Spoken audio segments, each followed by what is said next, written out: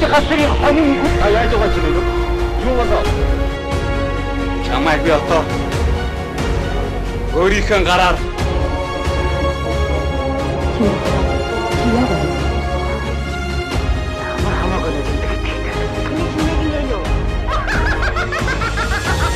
Суммер контактаа хоцсон.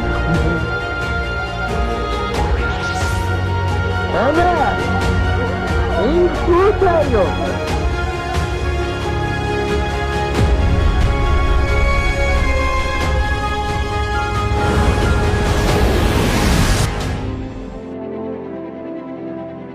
Он цаг улирсаар хичнээн жил өнгөрсөн ч хэдэн зууныг хэлээсэн ч хүмүүний зүрх сэтгэлд оршсоор байдаг тэрл бүтээлүүдийг туурвсан Монголын кино урлагт үнэтэй хувь нэмэр оруулж Монголын кино урлагт томоохон шинжлэлийг бий болгосон Монгол улсын урлагийн гавьяа зүтгэлтэн төрийн шагналт театрын найруулагч жүжиг кино үргэлжилсэн үгийн зохиолч Ламжавын Ванган агсныг энэхүү хөрөг нэвтрүүлгээрээ эргэн дуурсаж байна.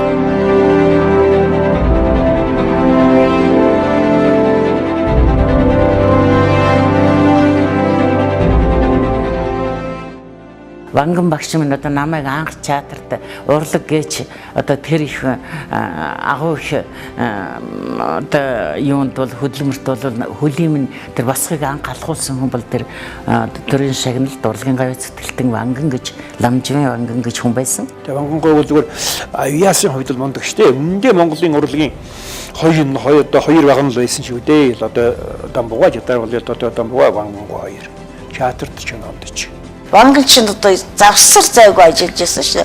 Театруудын уран сайхны удирдагч, найруулагч, тэгээ соёлын яамны сайд энэ чинь албан ажил нь өглөө 9 цагаас орой хэдэн цагч болтор байж идэг юм. Олон үед амьдсан театр, кино байна шүү дээ. Энэ дотор онцлогоор барахгүй эргэлт хийсэн хүн Ванган гэдэг хүн бол. Монгол кино үйлдвэрт 1964 онд уран сайхны удирдагчаар томилогдсон очсон. Тэгэхэд Ванганыг дагаж явдаг нөгөө Ванганы шавнар нь болсон Ванганы ажил амьдралын замд зохиолчдын замд найруулагчдын замд хөтлөжсэн нэгэн тооны дугуйлангийн олон улсууд нь Монгол кино үйлдвэр дээр цугларх болсон. Энд Ванган зөвхөн Монголын киноны төлөв биш нөгөө жүжигийнхаа тухай нөгөө кино зохиолын тухай зохиол гэдэг бол маш хүнд, маш ховор, маш хэцүү ажил байсан. Тэгэхээр яагаад юуг шинжилсэн юм бэ? Нэгдүгээрт эд бол зөвлөлтийн мэргэжилтнүүдийг халсан улсууд. Энэ хоёроос урд нь юу шүү дээ? Урлагийн тайсны урлагийн төрлөөр дээр нь зөвлөлтийн мэргэжилтнүүд ажиллаж ирсэн. Дараам дээр сургагч ажиллаж байна, хөгжим дээр байна, хоор дээр байна. Бүгд дээр нь бадиад дээр байна. Бүгд дээр нь зөвлөлтийн мэргэжилтнүүд ажиллаж исэн байгаа юм. Тэгээд дараамын хувьд бол зөвлөлтийн мэргэжилтнүүдийг эднүүд энэ хоёрыг ирснээс хойш ажиллаагүй. Энэ хоёр бол тэднийг төлөөж чадсан хэрэг л дээ. Тэрнээсээ хойш соёлын яамны дэд сайдыг хийж явах хугацаанд түүхэн сэдвийг сонгон авсан тэр олон кинонуудыг бүгдийг хийсэн тэрийг та бүхэн мэднэ. Одоо өглөө ханаа тэгэл хүний мөр төмний нэг гэдэг олон кинонууд байна шүү дээ. Тэр бүхэн Ванганд Монголын кино гэдэг сэтгэл бүр ойртон нягтрах тэр цаашдаа ямар мөрөөдөл байсан тэрэндээ хүрэх замыг бүр нээсэн гэж имэйл бас хэлж чаднаа. За дүүнэр минь. Би лэгсэн амар тунгадаг мал сүрэг тарган баттай зүсж байна уу? Сайн байна уу? Сайн байна. Агуу альбатдаг байлаа. Би уг гарлаараа ястдаг байсан шүү. Үгэн гоо. Энэ хүн Баатар Ванган, энэ хүн Эрдэнэ Ванган, энэ залуу Дорогт Ванган хүн да. Лутаг орноор сони юу тавьд? Одоо хамдаа 50 шүүд байна. Тааштай жоохон юу болдго юм байна. Улмал 50 болох юм шүү. Ястай. Энэ ардын хэсэг гэдэг чинь тийшж өгдөг юм бол аваад засаг шиг санагдав. Бүүн. Манай хөшөө чабын замын уурзаг болоод ан бороо юм үзлээ. Энэ уран бүтээлүүдэд туурвж явахдаа Ванган бүрүүдээр зохиолж мөн хэлсэн байдгийг. Гэхдээ энэ Ванган гэж энэ багш маань ерөөсөө энэ хүнийг сонсож, хүнэд шавуулж яхасаа ерөөсөө залхдаггүй юм аа. Яриалынхаа усууд яриалынхаа тойрол яриалынхаа Ванган дунд нь сонсоод ганц нэг үг хэлээд гудамжинд ч явж илээхэн гэртээж байж илээхэн ажиллагаа баримж байж илээхэн ерөөсөө хүнээс уйдгүй хүнээс залхдаггүй ямар их төвчээртэй хүн сонсдог юм бэ гэжсэн. Тэр бүхэнд Ванганд өөрт нь бас зарим талдаар өрөөл ус зохиолчд тэр улсуудын яриад байгаа яриад өгөөшүүлж исэн гэж бас нэг хүн хэлсэн байсан шүү.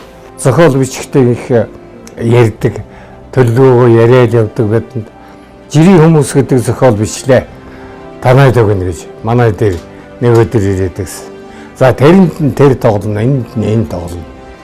Дөрнүүдээ ингээд л тэгдэг юм байна. Тэгээд бид чинь ердөө зохиол оройлоо бичих юм шихгүй болоод ингэсэн чи үгүй би оройлоо зохиолоо бичээгүй. Төлөвлөгөөгөө ярьж таад. Тэгээд нэг 13 хоногийн дараа бичээд авсраад яг тэргүүрээ байх жишээтэй. Ванган ажлынхаа заавар гэртээ харих гээд ажлаасаа гараад явахт нь хамт ажилдаар нь байж исэн улсууд тэгдэг юм уу? Эсвэл хаалган дээр нь огтоод байж исэн улсууд тэгдэг юм уу? Ванганыг дагаад манай төрөд ирдэг. За гэртээ хурцээ жоохон хоол ундаа идээд ширээн дээрээ суугаад нөгөө ганц нэг хүнтэй яриад суужсэн чи хаалга дуураад нэг хүн ороод ирнэ. Хаалга дуураад нэг хүн ороод ирнэ. Ингэсээр тэр манай Ванганы гэр манай одоо тэр Завхан аймагт өгсөн музейд өгсөн юм чи Ванганы яг өрөөнийх нь бүгтэн тавьдаг шүү дээ.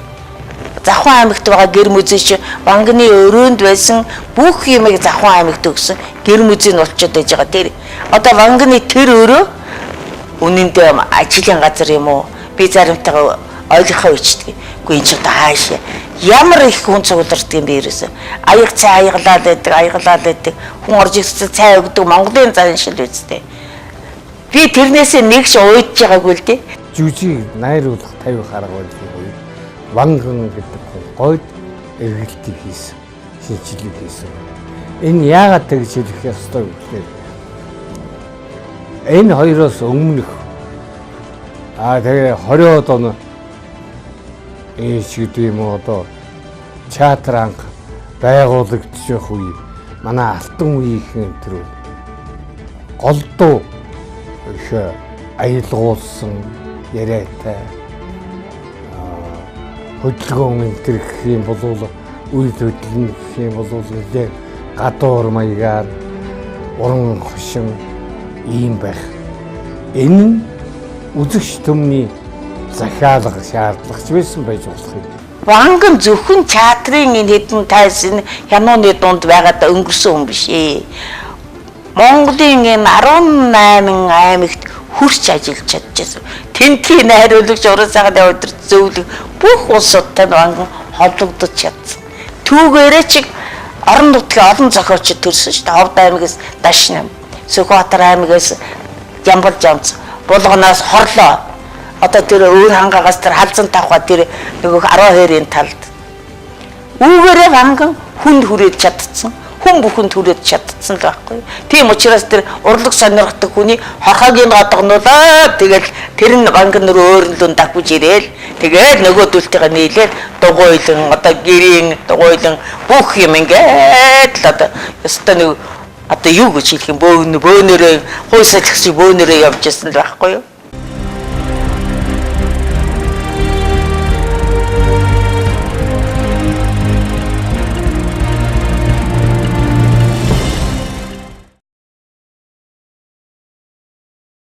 Ламжавын Ванганы зохиолууд нь зөрчилтэй, гунигтай үйл явдлын зэрэгцээгээр хошин шиг явдлууд хослон гардаг нь уул зохиолчийн өвөрмөц хэлбэртэй их мөн.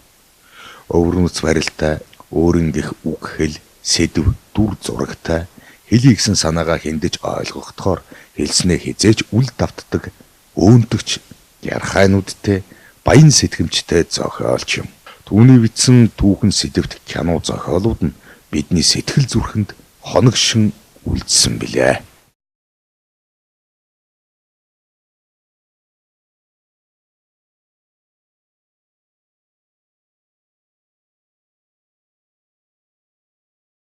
Ингээд Ванган тэр ингэж байж захта Ванган урлаг руу хөтлж орсон улсууд бол маш их шүү дээ.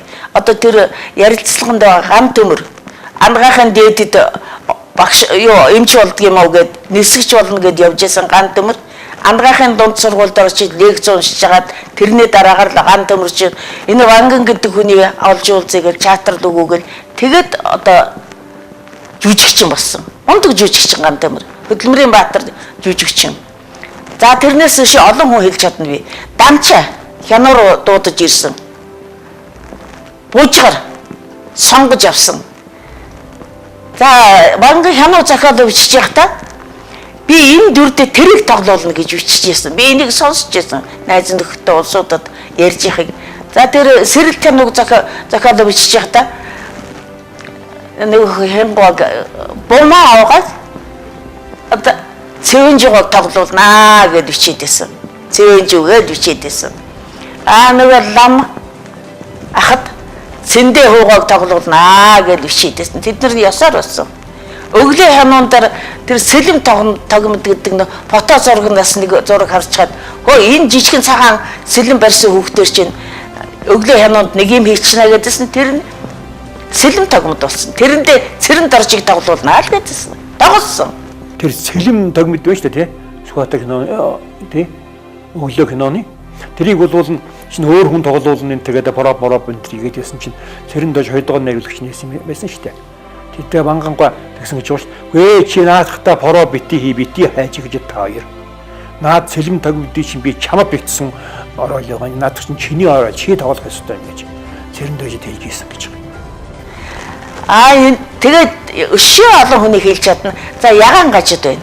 За тэгээд ер нь би өнөөдрийн өдрийг хүртэл бол юу дээ? Ерөөс ягаан гажидаар амьдарч байгаа. Би ерөөс ягаан гажидыг идэж яваа хүн. Би ягаан гажидаар Монгол улсын гаяч жүжигчин болсон гэж боддог. Би Монголын ард түмэнд ягаан гажидаар танигдсан байг цэндэ авшиж мэддэггүй ягаан гажидаар нь мэддэг. За ягаан гажид гэж яагаад ч одоо тийм дүр та тэр жижигхэн дүрд одоо яагаад ингэж ийм их нэр алдарлаад өдөө хүртэл энэ одоо дүрээр хооллож умталж амьдарч явна гэж асууж магадгүй л дээ. Би тэр ягаан гажидыг бас л одоо тэр Ванган багш маань Нийслэхүү гэдэг киноны зохиол бичгэд зохиолч нь Жавган гэж Дундгой аймгийн Адаацгаас ирсэн хөдөөний зал байсан. Тэгээд нэг нийтмийн аястай жоохон зохиол бариад ирлээ. Энийг нэг эвлүүлээд кино болгочихсон гэд багш маань. Тэгээд энэ одгийн дэргэд нэг хоёр үг хэлж байгаа хүүхэн байна. Эний чинь би нэг жүжигчэндээ зориулаад хэдүү нэмээд тэгээд нэг жүжигчнээ тоглуулчих гэж зохиолчсон гойсон гинлээ. Тэгээд багш минь тэр хэдүү үгийг надад зориулж бичээд намайг тоглуулсан. За киноны зохиол баг уншиж яад хүмүүс уншаад гарч ирэхэд намайг ягаан гажтай бид хүмүүс дууддаг байсан. Би гайхдаг байсан. Заавал зөө. Юу гэж байна дээ? Хоолцлаа. Таны бодож одоо бүр өнгөрөө байлгүй гэж байна.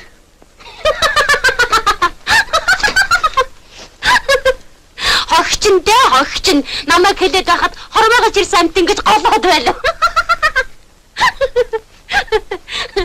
Түрүү суучихсан бол ингэж толгоогоо шаахгүй байсан да. Одоо бүр өнгөрлөө л дөө. Ганха хуваар хийж байхад тэмээтэй л очихгүй гээд байхад нь үгүй би бүр заавал очих гэж тулгсан юм яа. Өөрөө ойцсон хөхд уйлдгүй гихч болж дээ. Хүний юм илүү харагдана гэхчээр өнөөдөр харсан чинь цаваа гялал цоор байна гэж.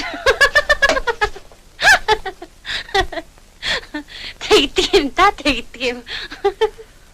Хаа. Чи өөр намайг тавлаж байна уу? Тэгэхгүй шүү. Эр хүн 13 мэгтэй гэж байд юм да. Мэгтэнтэй гихчл битгий болоосоо. Гайгүй. Маргааш тэрмөө залуугүй чинь дувсангийн сур руу явууч. Нэгэн сэтгэлтэй болчихсон бол өөр баригаад байтугай өнөөх нийслэлд нь буцаасан ч нэмэр болохгүй юм байлгүй. Ванган минь нэг орой шөнө ширээ дээр сууж яснаа юу бодогдсон орон дороо хөвдөөд би хүүхдтэйгээ орон дороо байж исэн чинь нэгэн сэтгэл эмзэгэл үлсэн юм ярьсан. Тэр нь Ванган нөгөө хувьсгалын эсэргүү хүүхэд урлагийн хүүхэд гээд Арфакаас хөөгдөд ирсэн 38 он шүү дээ. Тэгэхэд гудамжинд явж хахад нь Вангантай нэгэн хүн тааралдсан юм лээ. Аавынхан танил. Тэгэхээр хүний мөр кино бүхэлдээ Ванган багшийн өөрийн амьдралаас их юм орсон ийм кино байна. Хүмүүс чи хаа юу хийж яана? Чи Ванган үдэ гэсэн чи тийм ээ гэд эргээд харсан чи тэр хүний Ванган тун тоогүй явдал болж том тоогүй явдал болж ах нь бүгдийн дуусаа чи хаана юу хийж ийн гэсэн намайг эсэргүүний хүүхэдгээд сургуульд ч авдаггүй ажилч олддоггүй ингээд явж байгаа гэж хэлсэн байсан. Тэрийг Ванган ингээд ярьж байхдаа нүдэнд нь нулимс цэйлгэнэд байсан. Төмний нэг гэх номдэр Чимэд багш гэж байдаг.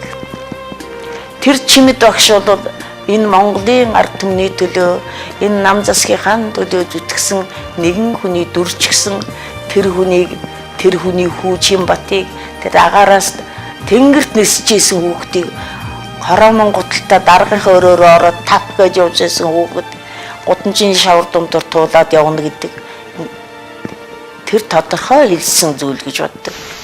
Өглөөгөр шалгалтайг гардаг хүүхэд хаанаас худлаа хэлгээд чиг мэдэхгүй байгаа биз? Миний хүнийг ч худлаа хэлж үзээгүй хүн. Харин би их сургуулиар 3 өдөр ухамаг эргээд дахиад олсонгүй гэж хэлж байгаа шүү. Тэгвэл өөр сургууль шалгуулж байгаа юм байлгүй? Өөр ямар сургууль гэж юм? Хэн мэдгэвдээ? Улаанбаатарын олон сургуулийг би ямар тоолоод мэдэх биш. Мэдлээ. Манай шалгуулаар тэмцсэнгүй. Тэгээд нууга зовоод байгаа юм байна.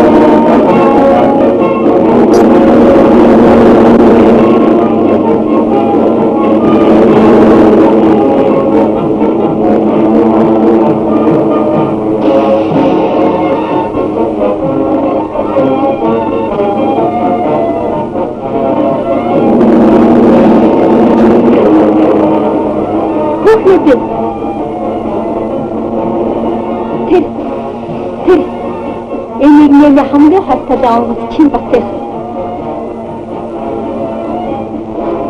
Шээ. Чинбич. Сарм. Чимч. Би гацэртэй гэж.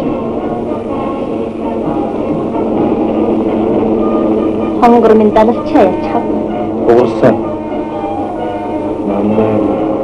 Өөр хоголч хайдаг юм. Үгүй. Миний тийм ээ би өөр мохар хөдөлч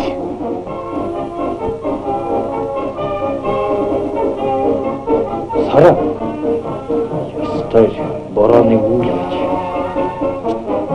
Чимбата чи яагаад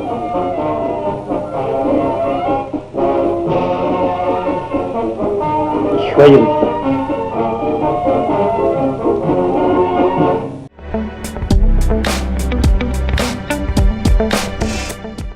Халахын голын 30 жилийн ойнтойгоо уран сайхны кино хийх үүргийг Ванганд өгсөн. Энэ ажлаараа Вангныг дагуулад удуулгаа Москваг зорьсон.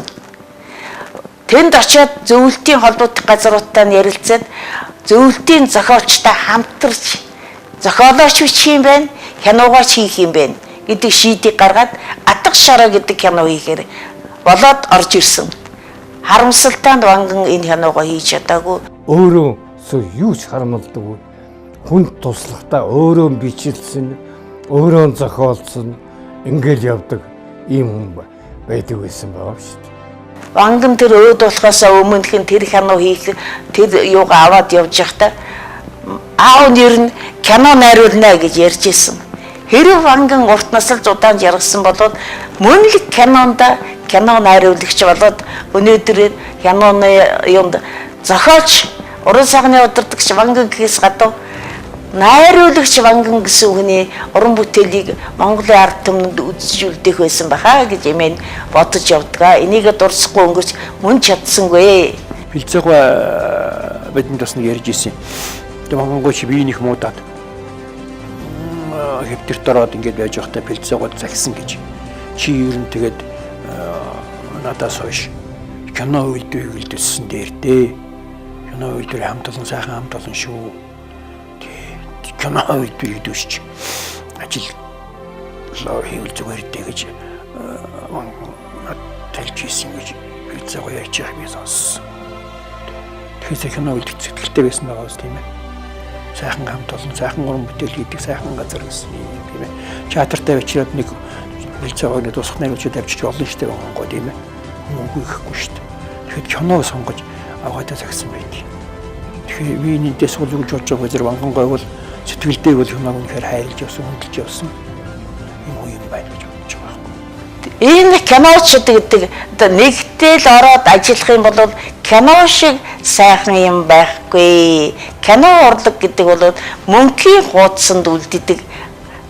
Хийсэн кино тэр чигээрээ үлддэг шүү дээ. Энэгээр бус урлагийн дотроос бас илүү онцлоготой, илүү онцгой шүү дээ. Монголын кино минь үргэлж бадран дэлгэрэх болтугай. Ванган гэгч хэн байсан бэ? Ванган гэгч орчин үеэ магтан дуулагч, хосгүй ажиглагч, сэтгэл зүйн нарийн шинжээч байсан. Ванган гэгч харсан дуулснаа ухаан тархиндаа шингээгч, дүрслэн сэтгэгч байсан. Ванган гэгч уран бүтээлч нарт цаг бие хайрлахгүй тусалдаг зөвлөгч байсан. Ванган гэгч амьдралыг гойж чимэлгүй, зурчил дутагдлыг нуулгүй, сүүдэр талуудыг шүүмжлэн тэмцэгч байсан. Ванган гэгч хүмүүсийг буруу юмнаас хамгаалж, зөв юмд уриалан дуудагч байсан.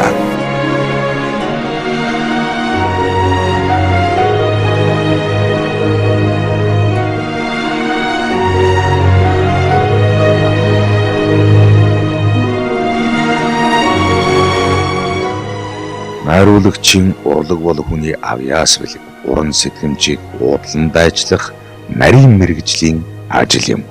Лам жавын Ванган